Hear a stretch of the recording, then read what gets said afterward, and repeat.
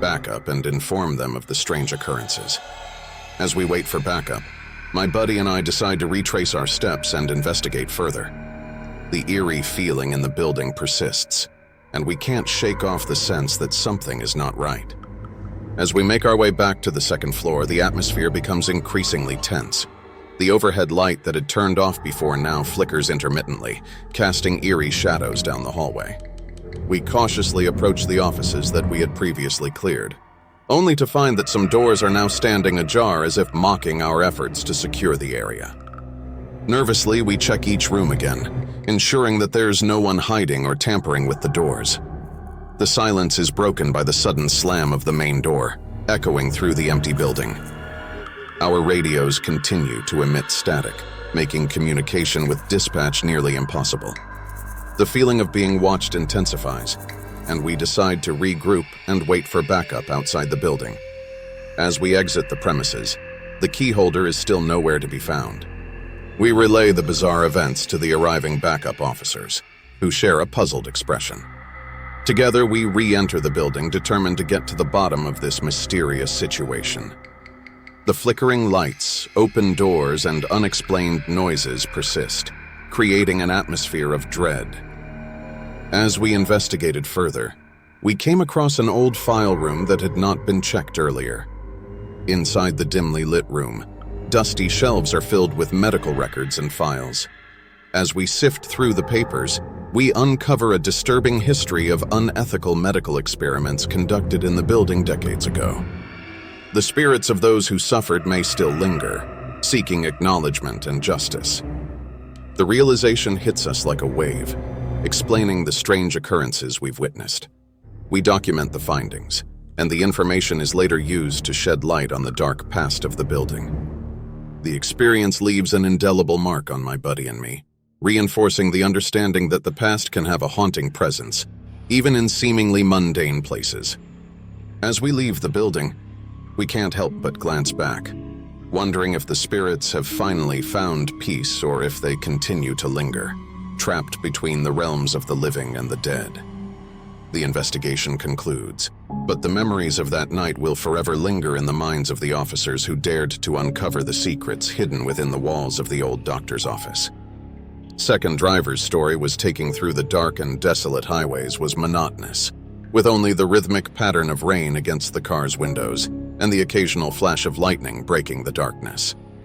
As we approached midnight, the road seemed to stretch endlessly before us, illuminated only by the headlights slicing through the rain. My girlfriend, growing increasingly concerned about my fatigue, urged me to pull over and take a break.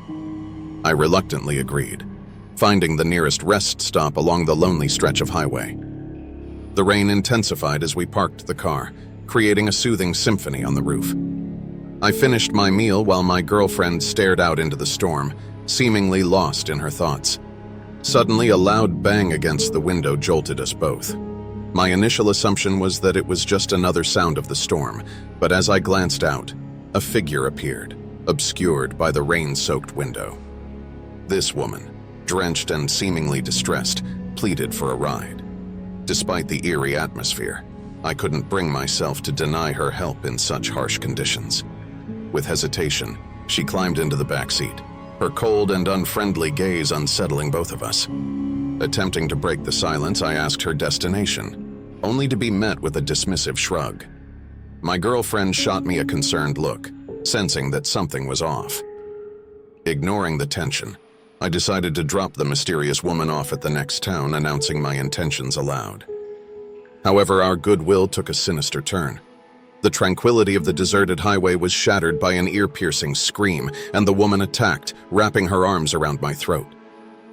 Panic set in, and my girlfriend acted swiftly, using her nails to defend herself against the unexpected assault. I slammed on the brakes, struggling to breathe as chaos unfolded in the backseat.